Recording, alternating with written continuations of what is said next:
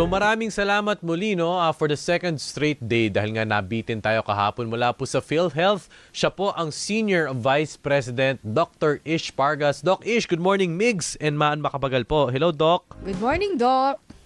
Hello, good morning again, Mix, and magandang umaga rin sa lahat ng ating taga-subaybay. Opo, continuation Saan ba kayo po ito. natapos kahapon? Kumbaga gusto lang natin Doc i-emphasize, 'di ba, yung mga benepisyo po ng Yakap program kasi kahapon napasadahan lang natin ng konti, pinapaalam natin sa ating mga kapamilya at kaserbisyo na meron nito from PhilHealth.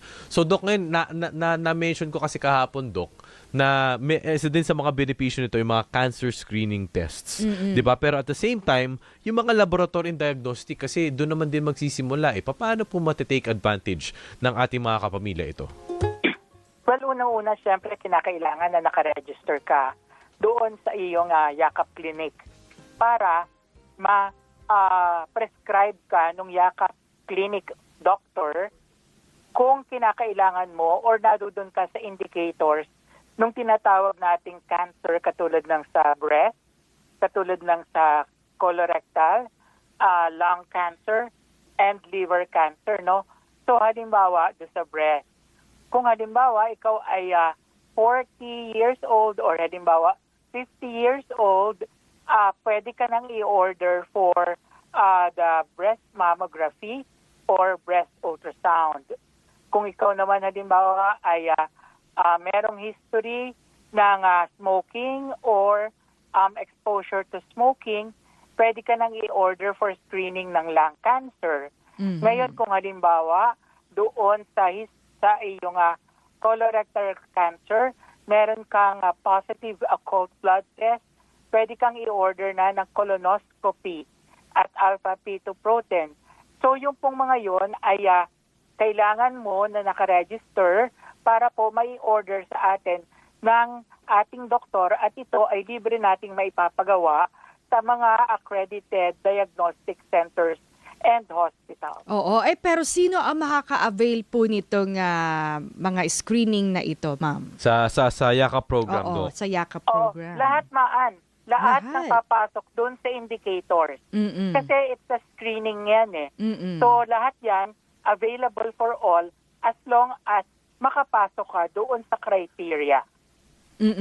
Okay, so Doc, ano pa po? Bukod po sa consultations, bukod po sa mga lab tests, bukod po sa mga cancer screening, yung mga gamot po, ito pong gamot package, ano po ito, Doc? Yes. Basically, ang services ngayon ng Yakap Clinic ay free consultation, yung pong 13 na laboratorio na libre, yung 21 drugs na libre, at ngayon dinagdagan natin ng 54 drugs pa. Pero itong 54 drugs na ito ay merong separate benefit siya na merong 20,000 peso limit per person per year. So halimbawa, ikaw, Migs, wag namang mangyayari. Opo, knock on wood. Upon consultation sa Yakap Clinic at merong kailangang ireseta sa iyo na gamot at yung kailangan mong gamot ay nadoon sa 54, then irireseta siya ng doktor at kukuhanin mo siya sa accredited pharmacy. At yung amount ng gamot na yon ay kakaltasin doon sa 20,000 limit mo per year. Pero yung screening, Doc Ish, ay walang walang limit. Wala po siyang limit. Libre po siya.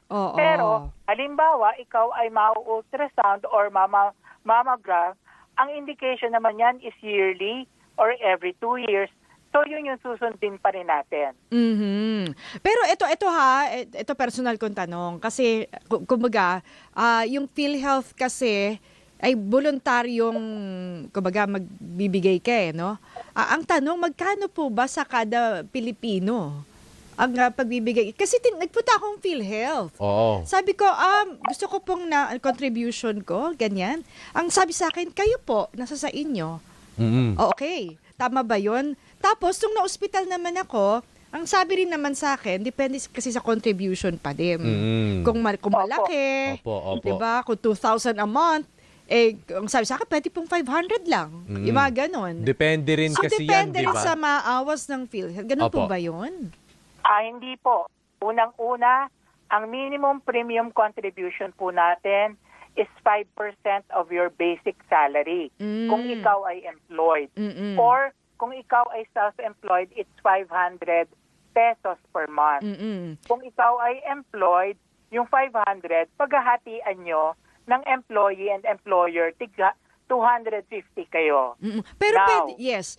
Doc Ish, pwede ba nating itaas yung contribution? Kasi thinking ko lang, kapag mataas yung contribution ko, baka kumbaga mas marami ka bang benepisyo na gano'n or malaki ang maaawa sa'yo, halimbawang na-hospitalized ka. Hindi po. Hindi rin.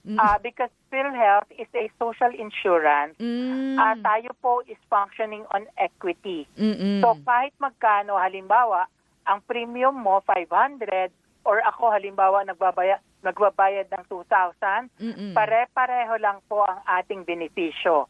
So kahit yung libre, katulad po ng mga mahihirap na hindi nagbabayad, rather ang nagbabayad is the government as a subsidy, pero tayo nagbabayad galing sa ating bulsa, pare-pareho lang po ang ating benepisyo na makukuha sa PhilHealth. At kung gusto mong makatulong, tama ba, Doc Ish?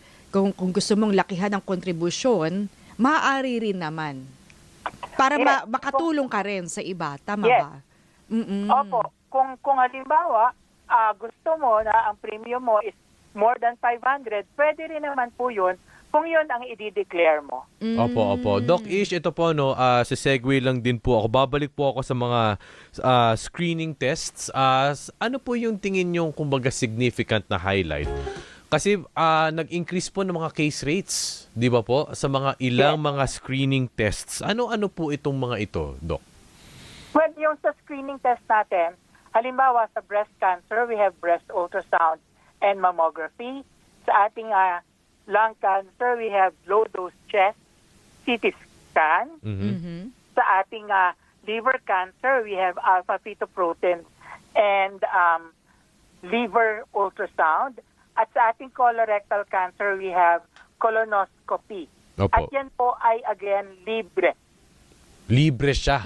So, kahit ano pong cost nun, libre po yan basta pasok po doon sa hinahanap ng doktor na screening.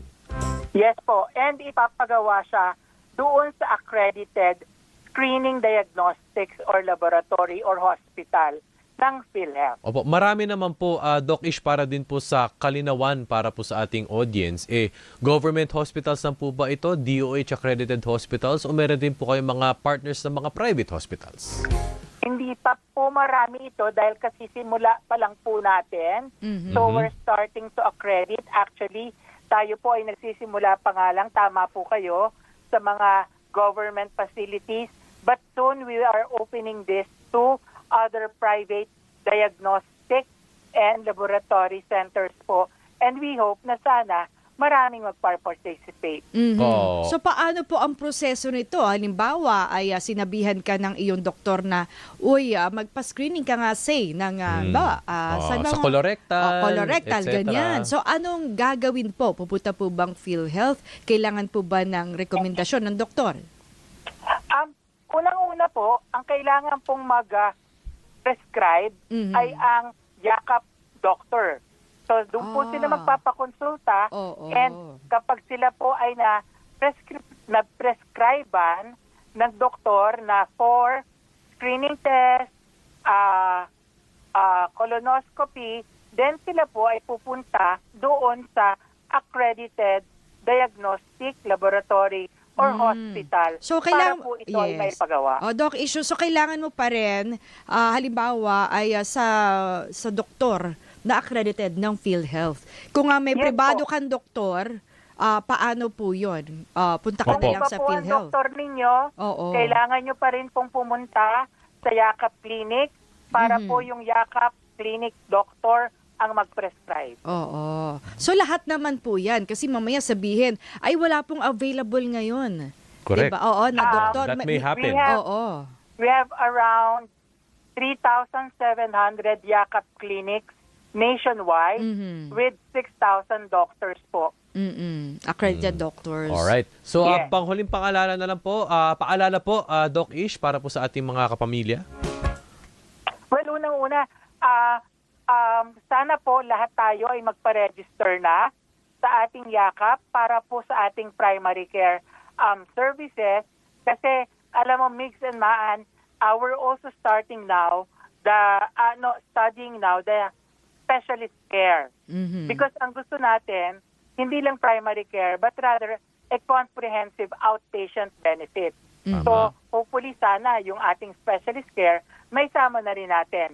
Kung kaya't lahat po sana ng Pilipino makapagpa-register na to the Yakap Clinic at makuha na ang mga serbisyo. Ang ating pong mga Yakap Clinic listahan ay makikita sa ating website at www.philhealth.gov.ph or pwede nyo pong pasukin yung eGov app, nakalink po kami doon, or you can call or you can go to the hospital or PhilHealth offices or sa hospital po mismo, meron tayong mga PhilHealth personnel na pwedeng mag-register sa inyo. Oo, Doc, isa na lang na tanong, no? Halimbawa, yung dialysis, ito ay maintenance na to. Opo. No, panghabang buhay nga eh. Yes, Doc. So, ito ay, Doc Ish, kasama din dito. Ito, hindi ko alam, di ba? Linggo-linggo ba ito? O every 2, gano'n. Depende rin eh. 3 times a day po ang maximum. Oo. Pero hindi po ito kasama dito sa ating yakap. Meron pong sarili tayo na benepisyo para sa hemodialysis at 6,350 per session. At meron tayong more than 1,000 accredited freestanding dialysis clinics and hospitals na kung saan kung identified po yung serbisyo doon sa ating pulisiya, ay libre dapat po yung 6,350 dialysis session. Ayan. Alright. Maliwanag. So, maliwanag pa sa sikat ng araw. Maraming salamat po at talagang nahimay po natin ang mga benepisyo po ng PhilHealth Yakap Program. Once again, Dr. Ish Vargas, marami po salamat. Ingat Good po. morning and thank you very much, Mix and Maan. Alright, thank you, Doc.